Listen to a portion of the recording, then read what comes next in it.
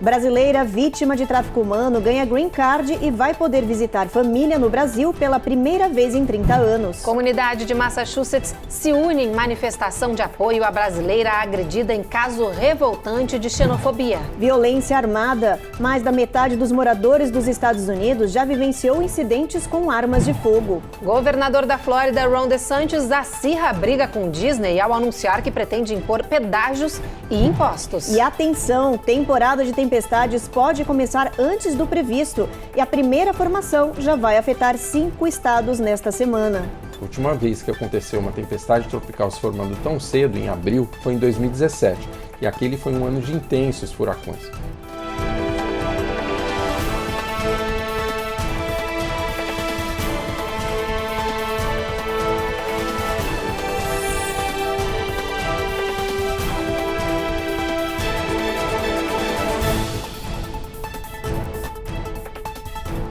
Olá, muito boa noite. Boa noite. A gente abre esta edição com a história emocionante de uma brasileira que foi vítima de tráfico humano. Ela conseguiu escapar dos bandidos e ficou vivendo aqui nos Estados Unidos sem passaporte ou qualquer outro documento. Foram 30 anos dessa história que começou trágica, mas que agora muda de rumos. Alicia Oliveira finalmente conseguiu o green card e vai poder visitar a família no Brasil. E tudo isso só está sendo possível graças a uma rede de apoio formada por amigas também brasileiras imigrantes, como nos mostra agora a Carla Marinho. Receba esse presente de todo o carinho de suas amigas clientes que te amamos.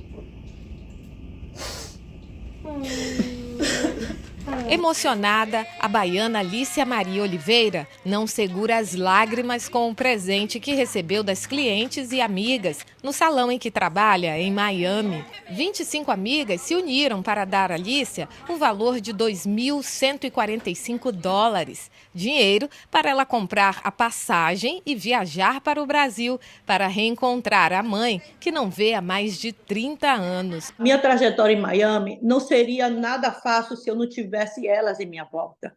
Porque no momento que eu abri o meu coração, porque eu precisava de um abraço, ele chegava até mim. Quando eu precisava sorrir, eu precisava me desabafar. Foram essas pessoas que me deu essa chance de me reerguer. Mas demorou até Alicia formar essa rede de apoio. A história de vida dessa brasileira imigrante não foi nada fácil em território norte-americano. Ela chegou até os Estados Unidos em 1996, vítima de um crime até hoje muito mais comum do que se pensa. Alicia é uma sobrevivente. Quando eu estava em Brasília, surgiu uma oportunidade de eu chegar nos Estados Unidos, que era o meu sonho. Aí consegui o visto, consegui viajar. Quando eu cheguei aqui, eu me dei conta que eu estava no tráfico de mulheres. Então, eu tive que me anular, né? Porque eu não sabia com que tipo de pessoas eu estava lidando. Para me proteger, eu comecei a cuidar para eu sobreviver nessa situação. Alicia não gosta de falar dessa fase da vida sofrida. Foram 2 anos de muita luta até ela fugir do cárcere. Foi na Flórida que a vida recomeçou. Sem documentos, a cada ano que passava, o sonho de rever a filha e os pais no Brasil ficava ainda mais distante. Nesse meio tempo, enquanto vivia sem status, mas livre aqui nos Estados Unidos, Alicia casou e teve 2 filhos. Mas o sonho de se legalizar e voltar ao Brasil não a deixou desistir. Quando eu me dei conta que eu tinha necessidade de ter documento, eu via que eu não podia, por causa que eu fiquei sem passaporte. Você tem que provar que você entrou legalmente, eu não tinha como provar. Todo mundo que tentava me ajudar via que não tinha como. Foi somente agora, depois de muita luta, ao longo de muitos anos, que com a ajuda de advogados, a brasileira finalmente conseguiu o Green Card, o documento de residência permanente. Quando meu filho completou 21 anos, aí elas já vieram, começou a trabalhar no meu processo, e aquela coisa, né, que faz você sentir alguma coisa está acontecendo.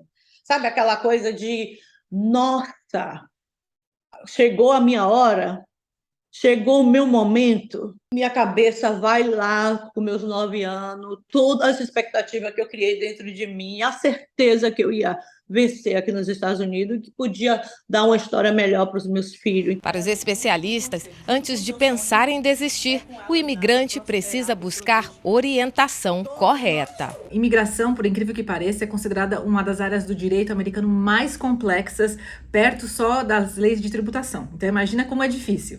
E cada pessoa tem uma história, tem uma situação única.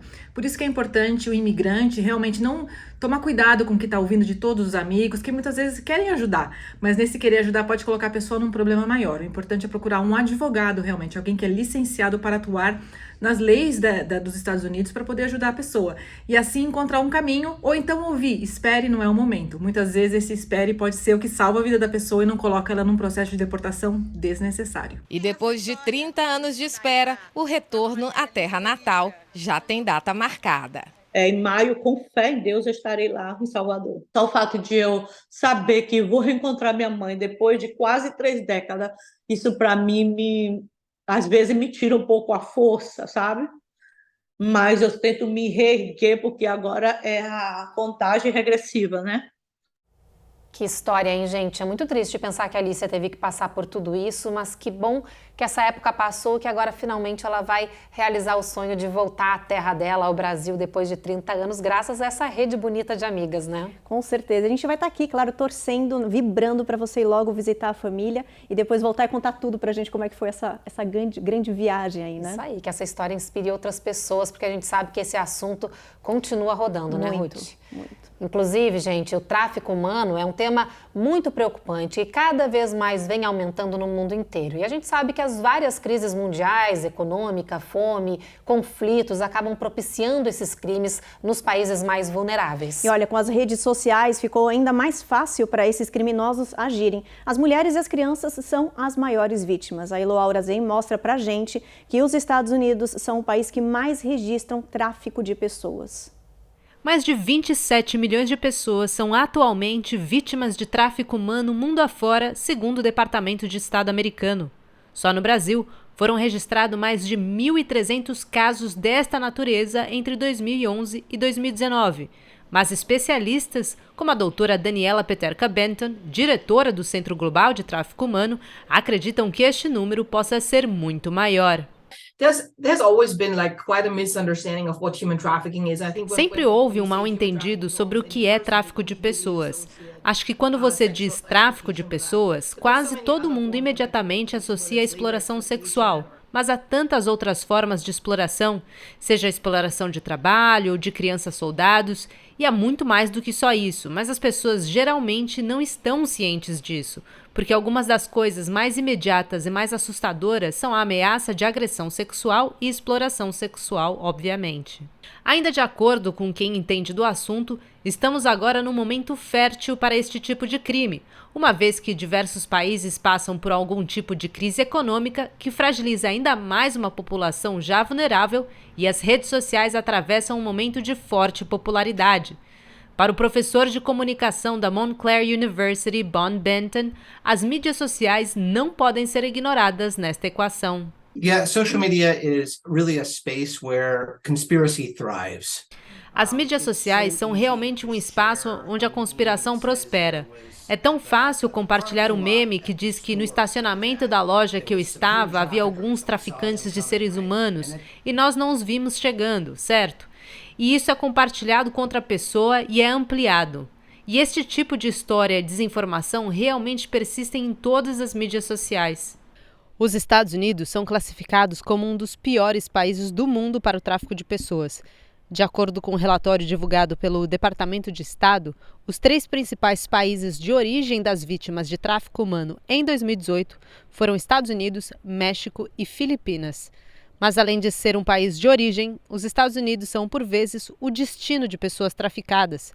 A estimativa é que quase 200 mil crimes deste tipo ocorram anualmente. O número de casos notificados, no entanto, é muito menor. Houve 11.500 casos relatados de tráfico de pessoas nos Estados Unidos em 2019. O comércio de seres humanos em solo americano opera sob a lógica simplista do capitalismo, oferta e demanda, visando sempre o lucro. É muito difícil cravar um número específico, mas a maioria das organizações internacionais, quando pedem para estimar o dinheiro, a receita que vem do tráfico de pessoas, elas colocam em algum lugar muito próximo ao tráfico de armas e tráfico de drogas. Portanto, é um negócio extremamente lucrativo. É muito comum. Os dados não necessariamente fazem justiça, porque simplesmente não sabemos. Há muita coisa que permanece escondida longe da superfície. We just don't know. There's a lot that just remains hidden away from the surface. Eu acho que as pessoas e os consumidores realmente precisam estar cientes disso, sabe? Quando você compra algo barato, de onde vem? Quais explorações podem ter acontecido pelo caminho? You know, when you buy something cheap, where does it come from? What exploitation may have happened on the way? Depois do intervalo, a gente mostra como foi em Massachusetts uma manifestação de apoio à brasileira que foi brutalmente agredida na rua por ser imigrante. E uma nova pesquisa trouxe dados assustadores sobre a violência armada aqui no país. Hoje, cerca de metade das famílias diz que já foi afetada por um incidente relacionado a armas.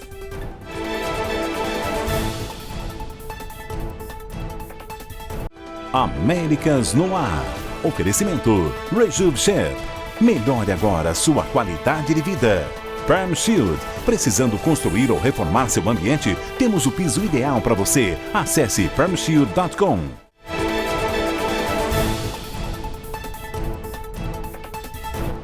Quase 2 semanas depois do episódio chocante da brasileira que foi vítima de xenofobia com agressão física, imigrantes se uniram e pediram o fim da violência na cidade de Framingham, em Massachusetts. Essa ação contou com a participação de brasileiros e outros latinos que protestaram pedindo ações mais efetivas do governo para proteger os imigrantes. A reportagem é da Giovanna Locatelli.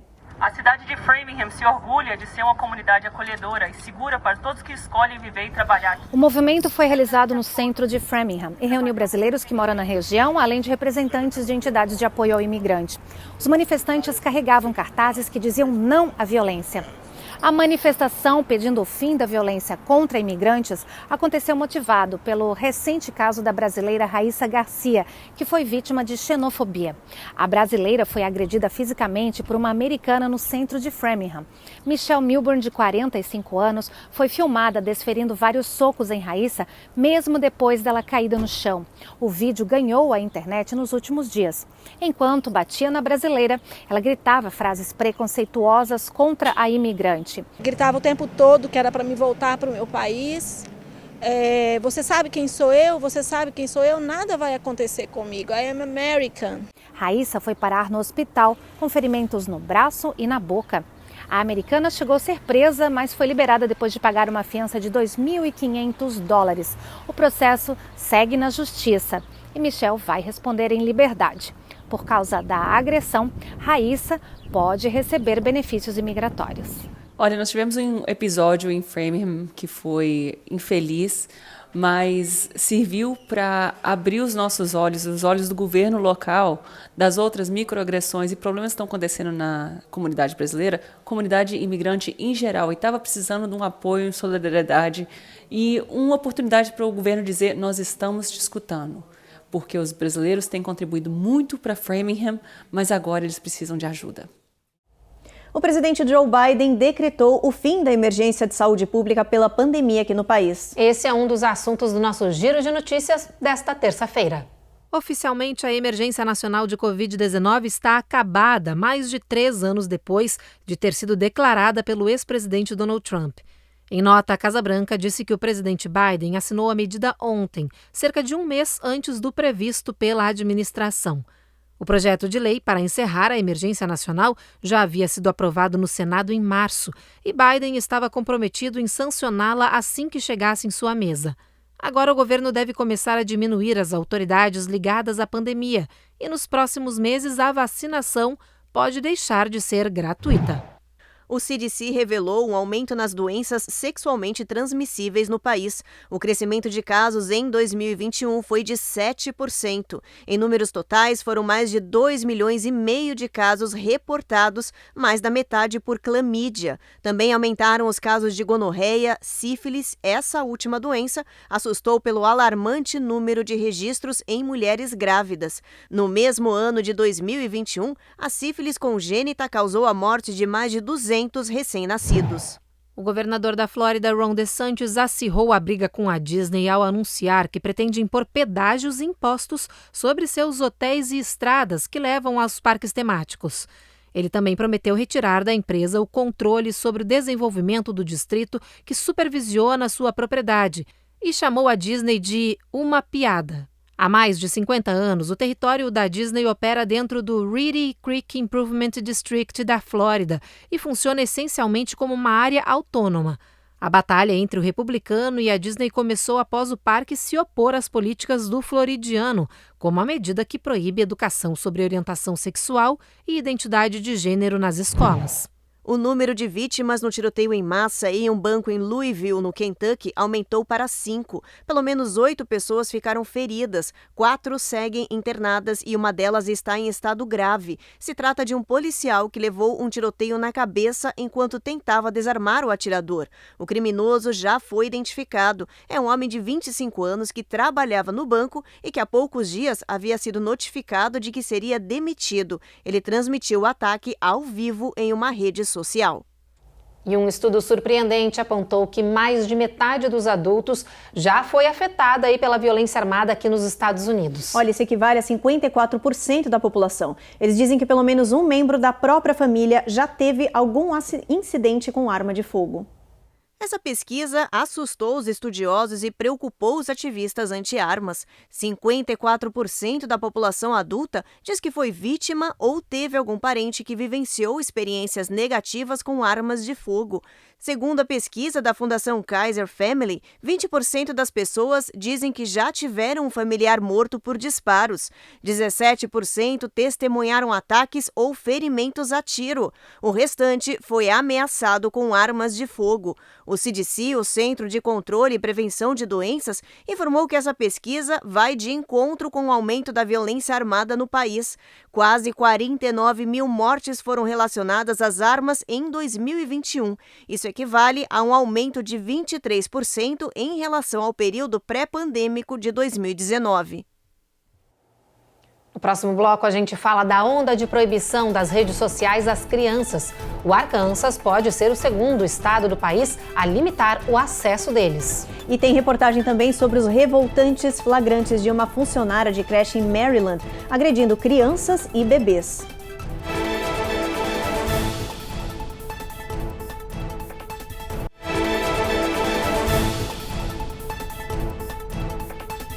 Escândalo em uma creche de Maryland. Uma funcionária foi gravada agredindo crianças e bebês que deveriam estar nesse estabelecimento para serem cuidadas. Essa funcionária da creche foi presa. O caso, claro, chocou a comunidade local e acendeu o sinal de alerta para os pais em todo o país.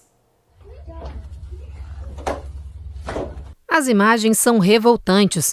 Este vídeo mostra Kyla Greenwell, de 23 anos, agredindo uma criança. Ela pega a menor pelo braço e a joga no chão com violência. Em outra gravação, ela chuta uma cadeira e derruba um menino que bate com a cabeça. Aqui, ela puxa um colchonete onde um menor descansa e ele rola para o chão. Lidara White conta que estava no trabalho quando recebeu as imagens e correu para a creche para buscar o filho de 3 anos. O filho dela não aparece nas imagens, sendo agredido, mas ela diz que conhece aquelas crianças e está revoltada.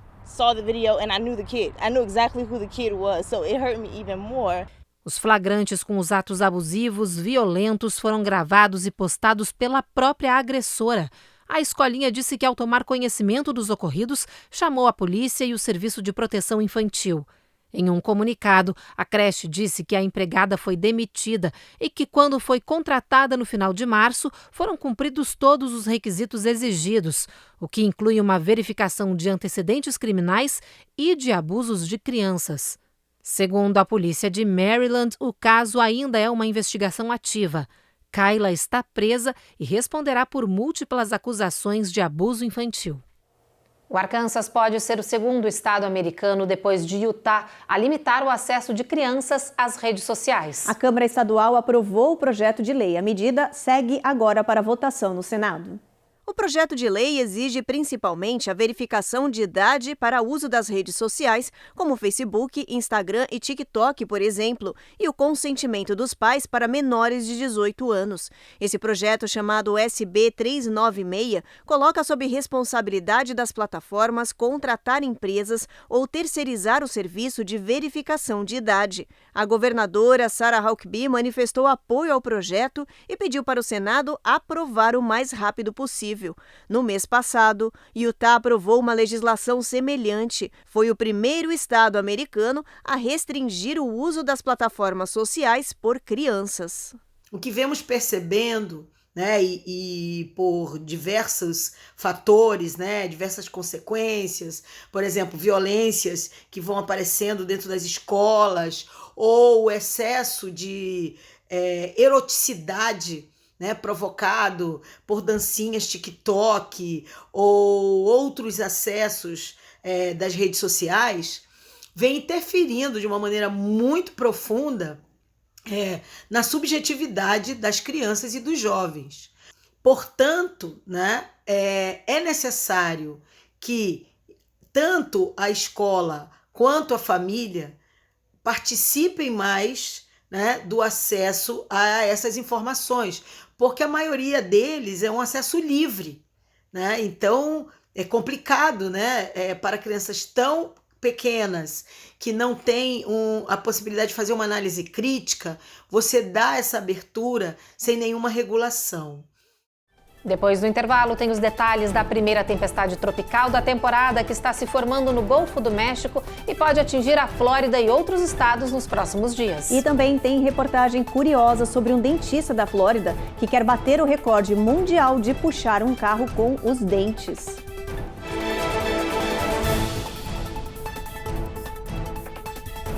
Américas no Ar. Oferecimento Rejuve Chef. Melhore agora sua qualidade de vida.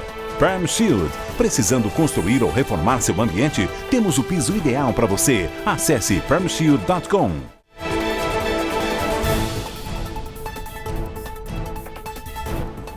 Meteorologistas avisam que a primeira tempestade tropical da temporada de 2023 já pode estar se formando no Golfo do México. Por enquanto, a previsão é de que essa formação vai enviar chuvas torrenciais ao longo dessa semana para Flórida, Alabama, Mississippi, Louisiana e Texas. Ter esse tipo de sistema no mês de abril, gente, é considerado algo raro. Por isso, as autoridades acreditam que essa temporada desse ano aqui pode ser mais movimentada do que o normal. Oficialmente, a temporada de tempestades do Atlântico começa no dia 1º de junho e vai até 30 de novembro. Estima-se que nesse ano haverão até 15 tempestades nomeadas. Pois é, olha, no ano passado foram registradas 14 delas e 8 furacões. 4 tocaram o território norte-americano com ventos de mais de 150 milhas por hora. Gente, olha só o que um especialista falou pra gente sobre o que vem por aí nessa temporada 2023. Isso é preocupante. A última vez que aconteceu uma tempestade tropical se formando tão cedo, em abril, foi em 2017. E aquele foi um ano de intensos furacões, como o Harvey, o Irma e o Maria, que atingiram vários países da América Central e América do Norte, provocando intensos danos e muitas mortes. O Centro Nacional de Furacões nos Estados Unidos não confirmou a ocorrência dessa tempestade tropical, mas o que de fato está acontecendo já ao longo do tempo é que as mudanças climáticas estão potencializando os eventos climáticos extremos, como os furacões, aumentando, entre outros, a quantidade de chuvas que acompanha esses eventos e que acaba provocando um aumento de danos. O último relatório do IPCC, e o seu sumário foi lançado há algumas semanas, o 6º relatório de avaliação do IPCC sobre o estado do clima global, confirma que isso já vem sendo observado e a projeção para o futuro é de que eventos climáticos como esse, eles se tornem, infelizmente, cada vez mais frequentes, cada vez mais intensos, o que demanda uma ação muito rápida para o corte das emissões globais de gases de efeito estufa. Bom, fica aí esse alerta então. Vamos agora dar uma olhadinha no mapa, ver como é que está a previsão para amanhã. Olha, Boston, tempo encoberto, sol entre nuvens, máxima de 69. Nova York também encoberto. Washington já tem sol forte, máxima de 84. Norfolk, Atlanta, Charlotte também sol forte. Em Charlotte aí máxima de 78. Já em Tampa e Miami, aí tempestade em Miami, mínima de 72. New Orleans também, tempestade, tempo feio aí, mínima de 62. Houston, a mesma coisa, Evelyn, mínima de 56. Isso aí, o tempo só começa a melhorar em San Antonio, no Texas, com base bastante sol. Mesma coisa em El Paso, gente, onde a máxima pode chegar amanhã a 89. O sol aparece tímido entre nuvens em Albuquerque, no Novo México. Já em Phoenix, no Arizona, brilha bastante, máxima de 94. Realmente muito calor chegando para essa região. Tempo encoberto em Los Angeles, bastante nuvem. E ali em São Francisco e também em Las Vegas, entre nuvens. São Francisco pode ficar um pouquinho mais fresco amanhã, viu, gente? Mínima de 44 e máxima de 59. Pois é, olha, agora é hora de ficar até nervoso, gente, com a reportagem que tá vindo aí a seguir, né, Evelyn? Exatamente. Os dentistas sempre dizem pra gente, né, que a gente tem que cuidar dos dentes, claro, escovar, usar o fio dental, não comer muito doce. Mas agora, um dentista da Flórida resolveu mostrar que esses cuidados podem ir muito além. E uma imagem dele durante um desafio para mostrar o quanto seus dentes são saudáveis e fortes viralizou. Dá só uma olhada.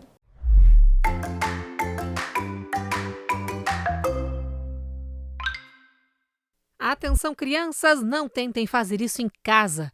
Esse é o Mike Foley, um dentista de Tampa, na Flórida, que está adorando exibir o poder de suas mandíbulas por aí.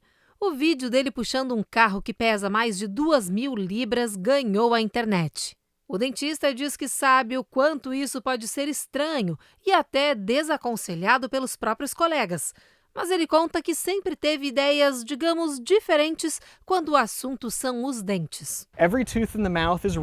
Desde criança, por exemplo, ele coleciona dentes de tubarão que encontra nas praias do estado da Flórida. Mas no consultório com os humanos, ele garante que é um dentista comum, como qualquer outro profissional. Já sobre puxar um carro com os dentes, Mike disse que teve essa ideia depois de ver uma antiga apresentação de circo acrobático. Eles mordiam um pedaço de couro e ficavam pendurados pelos dentes, por isso era chamado de mandíbula de ferro, porque obviamente você precisa ter uma mandíbula forte para ser capaz de suportar isso, diz. E foi assim que, usando sua experiência como dentista, o Michael decidiu fazer o próprio mordedor para puxar um veículo em segurança. Mas o Mike não está tão preocupado em quebrar os dentes. O que ele quer mesmo é quebrar recordes. Hoje, o título de dentes mais fortes do mundo é de um russo, que entrou para o Guinness Book ao puxar um carro pela distância de 100 pés em 17 segundos. O Mike faz o mesmo trajeto em quase o dobro do tempo. Ele é muito maior do que eu e parece durão, então eu preciso treinar muito para bater o recorde. Tenho bastante trabalho pela frente, diz o dentista. Evelyn, que imagem é essa? Fala sério. Extremamente contraditório, eu fico até sem palavras. Ele é dentista, né, gente? Agora tu imagina. Você consegue ver uma cena dessa? Não, estamos as duas assim, sem palavras. Não tem comentário. E a aflição de ver a imagem, gente, eu confesso, me dói. Dá uma aflição terrível. Ok, é um recorde, ele quer bater, a gente entende, respeita, mas dá aflição. Dá aflição. Bom, é que ele entrou na brincadeira, né? Ele disse que os amigos dele, dentistas, com certeza são contra o que ele tá fazendo, mas que mesmo assim ele tá lá, porque ele disse que ele tem uns gostos meio estranhos na profissão. Então tá bom, deixa ele lá realizar e tirar o posto do russo e ser o campeão. É o objetivo, né? Ele tem um objetivo dele. Tudo bem, a gente tá aí, a gente tá torcendo, por mais estranho que pareça. É isso aí. Bom, é com essa reportagem então que a gente termina o Jornal Américas no ar. A gente espera vocês novamente amanhã às 7h30 da noite. Isso aí, vocês já sabem, depois do Cidade Alerta, vem aí agora mais um episódio da reapresentação da novela Jesus. Até amanhã, gente. Até amanhã.